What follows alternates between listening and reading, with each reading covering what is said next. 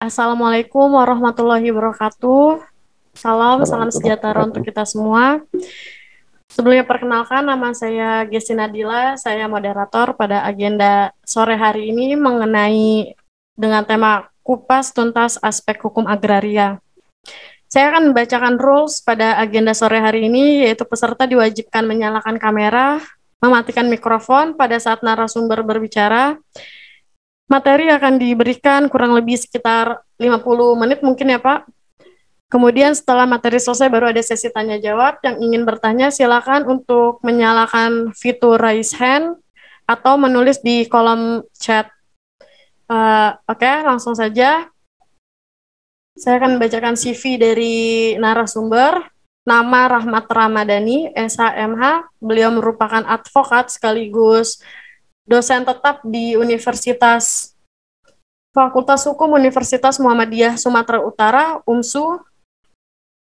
Lulusan S1 FH UMSU dan S2 Magister Ilmu Hukum Universitas Bengkulu. Untuk saat ini beliau sering menulis di surat kabar dan menulis di beberapa judul buku, yaitu catatan kecil seputar hukum Indonesia, kejahatan terhadap tanah, dan lain-lain.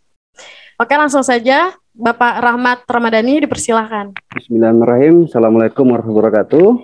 Waalaikumsalam warahmatullahi wabarakatuh. Terima kasih Ibu. Nah, jenis-jenis hak atas tanah berdasarkan sifatnya ada dua, hak atas tanah primer dan hak atas tanah sekunder. Primer diartikan sebagai hak atas tanah yang prinsipnya pokok atau ada hubungan hukum langsung antara subjek dengan objek hak. Contoh, misalkan tidak ada perantara lah ya, nanti kita di slide berikutnya saya sebutkan atau saya utarakan.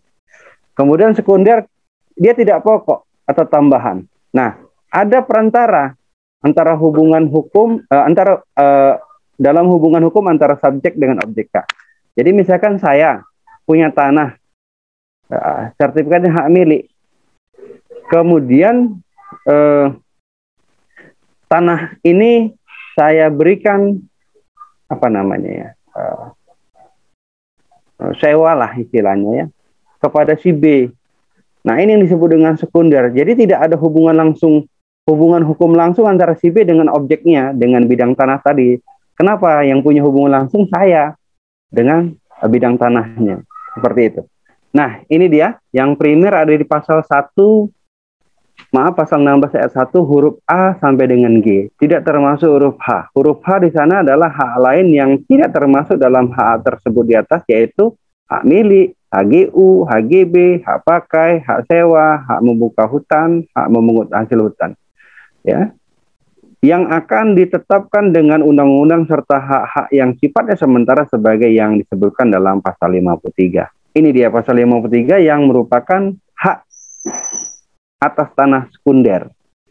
Jadi tidak pokok dia sifatnya. Hak gadai, hak bagi hasil, hak sewa tanah pertanian, hak menumpang. Oke, ini saya kutip dari pasal 20 ayat 1. Ya, hak milik adalah hak turun-temurun terkuat dan terpenuh yang dapat dipunyai orang atas tanah dengan mengingat ketentuan pasal 6. Pasal 6 adalah fungsi sosial hak atas tanah. Ini ada korelasi nanti dengan pengadaan tanah demi pembangunan untuk kepentingan umum. Kemudian tanah itu punya fungsi sosial yang tidak boleh melanggar larangan dan seterusnya. Ada kata hak turun-temurun, hak terkuat dan terpenuh. Nah, ini pernah saya jabarkan di konten YouTube saya yang berjudul apakah sertifikat 5 tahun lamanya masih bisa digugat. Nah, ini ada korelasi dengan kata terkuat dan terpenuh. Berdasarkan fakta, bukti-bukti atau peristiwa-peristiwa yang tersaji di media sosial misalkan atau di pemberitaan media massa, ternyata kadar kata terkuat dan terpenuh tadi itu masih dapat disangkal di pasal 32 PP 24 itu sepanjang 5 tahun sepanjang tidak ada pihak yang keberatan atau menggugat atau menyanggah terhadap kebenaran dari isi sertifikat yang sudah diterbitkan. Nah, ini korelasinya juga berkaitan dengan sistem pendaftaran tanah yang ada di Indonesia. Sel-sel negatif bertendensi positif yang maksudnya adalah sertifikat itu masih dinyatakan yang benar sepanjang tidak ada pihak yang menyanggah atau menunjukkan ketidakbenaran atau membuktikan ketidakbenaran dari sertifikat yang telah diterbitkan. Maka hasil kesimpulan saya pada konten atau tema itu bahwa kata terkuat dan terpenuh di sini masih dapat disanggah atau dapat anulir ya dengan pola atau sistem pendaftaran tanah yang bersifat secara negatif bertendensi positif tadi. Apalagi diketahui ada beberapa alasan atau proses dari pendaftaran tanah itu yang tidak benar. Ini justru sangat fatal. Hak guna usaha ini saya kutip dari pasal 28 ayat 1 PA ya. Adalah hak untuk menggunakan tanah yang dikuasai langsung oleh negara dalam jangka waktu sebagaimana disebut pasal 29 UPA guna perusahaan pertanian, perikanan atau peternakan.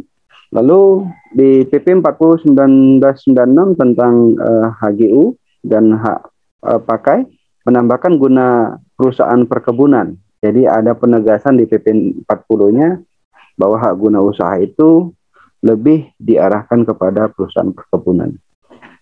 Ini mungkin terkait dengan jangka waktu ada beberapa perubahan ya terkait dengan cipta kerja di bidang hukum pertanahan yang bertujuan untuk menjaring investasi dan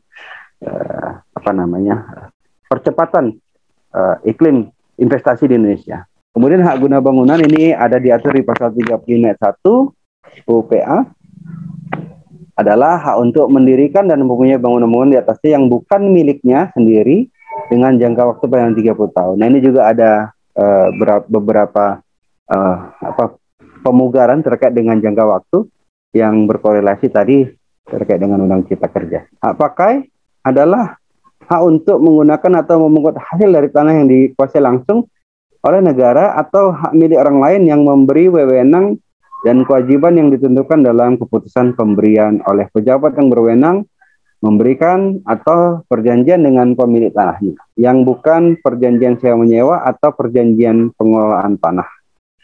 Ada di pasal 41 ayat 1 UPA pengertian hak pakai ini. Nah,